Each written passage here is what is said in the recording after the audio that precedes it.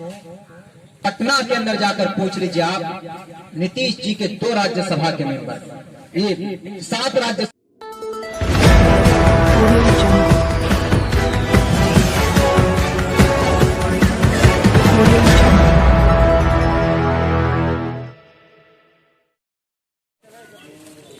जो कि हाट विधानसभा से तशरीफ फरमा बेबाक कायदे आजम, मजलूम मखहूनों की एक तवाना आवाज, नौजवानों की दिलों की धड़कन, हजरत मौलाना अब्दुल्ला सालिम कमर चतुर्वेदी साहब, उनके हमरा तशरीफ फरमा मौलाना फैयाज राही साहब, भनसिया पंचायत के माने जामे जिम्मेदार पंचायत के अध्यक्ष जनाब अब्दुल राफी साहब, जो कि यहाँ के दक्षिण बेल्ट के जोनल सदर मौलाना अब्दुल तवाब रब्बानी साहब, इस पंचायत के कोटा हमारे मोहतरम भाई कौनैन साहब और उनके तमाम साथियों का मैं दिली शुक्रिया अदा करता हूँ। रस्मन नहीं बल्कि दिल की गहराइयों से मैं सलाम अर्ज करता हूँ और सराहता हूँ आपकी तशरीफ आवरी को और सलाम करता हूँ उनके इस बुलंद जज्बे और हौसले को कि उन्होंने एक हक पार्टी के साथ अपनी आवाज को मिलाने की कोशिश किया है और उसकी इस जुर्अत को हम अपनी तरफ से और कुल हिंद मजलिस इत्तेहादुल मुस्लिमीन की तरफ से बहुत बहुत शुक्रिया अदा करते हैं और सलाम अर्ज करते हैं उनको। देखिए, चूंकि टाइम बहुत कम रहा, एक भीड़ में मौलाना फंस गए, सड़क जाम में फंस गए, इसी वजह से मैं आप हजरात से माफी चाहता हूं, आने में लेट हो गया और उम्मीद है कि आप हजरात माफ करेंगे।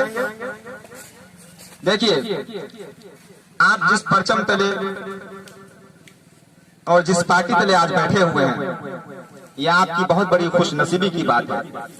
बहुत सारे लोग जिस इलाके में हमारी पार्टी की आवाज नहीं पहुंची है, वहां के लोगों ने फोन कर करके ये कोशिश किया है कि उनके गांव तक, उनके मोहल्ले तक, उनके घरों तक मजलिस की आवाज पहुंचे और इसकी हक की आवाज गूंजे।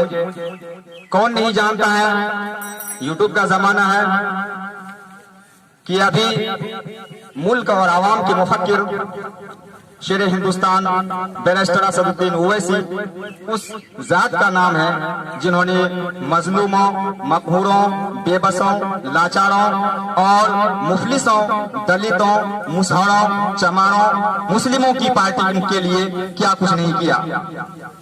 ये सब की नजरों में रोजे रोशन की तरह आया है। जिस तरह सूरज की रोशनी को समझाने के लिए हम कोई एग्जाम्पल नहीं दे सकते हैं, जरूरत नहीं है इसकी कि आप खुद ब खुद ये समझ जाते हैं ये सूरज की रोशनी है, ये चांद की रोशनी है, ये बल्ब की रोशनी है।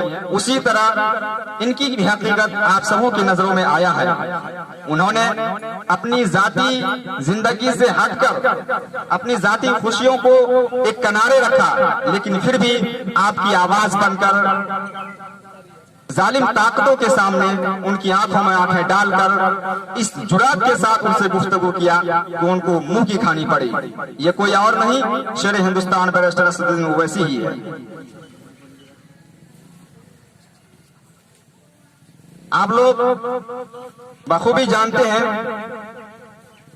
कि अगर किसी ने भी किसी जुल्म के खिलाफ सबसे पहले आवाज उठाई है, वो आवाज जिनके हलकों से निकली है, उस हलक वाले का नाम बिहार में अख्तरुल ईमान, जो कि मैं मौलाना अब्दुल्ला सालिम कमर चतुर्वेदी साहब और नेशनल इंटरनेशनल लेवल पर शेर हिंदुस्तान बैरिस्टर असदुद्दीन ओवैसी की जुबान है, जिन्होंने जालिम ताकतों के सामने उनकी आंखों में आंखें डालकर हक कहने के लिए कभी पीछे नहीं हटा। और यहीं पर नहीं मसला बस नहीं होता है, चाहे वो आसिफा का मामला हो, चाहे वो बिहार के पसमानदगी का मामला हो, किसी भी मामले में सबसे पहले जिन्होंने आवाज उठाई वो है शेर हिंदुस्तान असदुद्दीन ओवैसी। दोस्तों, वक्त की किल्लत को मद्देनजर रखते हुए मैं ज्यादा कुछ नहीं कहूंगा। आइए आप अपने गांव के, आप अपने भाइयों की आवाज को सुने। वो है जनाब इमाम मौलाना इमामुद्दीन साहब। उनको मैं गुजारिश करूंगा उनसे क्या है वो अपनी बात हम सबों के सामने रखें। अस्सलामु अलैकुम वरहमतुल्लाहि वबरकातुहू। अल्हम्दुलिल्लाह हम्दन मुसल्लियन अम्मा बाद। मुहतरम अजीज़ान गिरामी और आए हुए तमाम मेहमान किराम और ख़ास तौर से कुल हिंद ऑल इंडिया इत्तेहादुल मुस्लिमीन के ब्लॉक अध्यक्ष जनाब हजरत मौलाना अब्दुल्ला सालिम कमर चतुर्वेदी साहब और उनके दीगर साथी तशरीफ फरमा है। और ये मौका जो है आमदो रफ्त का है, और इस मौका जब कहीं भी ऐसी छोटी मोटी इजलास या बड़ी कॉन्फ्रेंस होती है तो वहां पर मकसद इंसान की तसव्वुरात, ख्यालात, ज़हन नशी बस एक बात की तरफ आया हो जाती है और हर एक की समझ में, फिक्र में, दिमाग में एक ही वलवले गूंजने लगते हैं। और वो वलवला क्या है? वो वलवला वोट को लेकर के हुआ करता है। और यहाँ पर ये कॉन्फ्रेंस जो है AIMIM पार्टी का ये छोटा सा कॉन्फ्रेंस किया गया है, जो कि इलेक्शन काफी करीब है और हमारे होने वाले कैंडिडेट भी हमारे सामने हैं।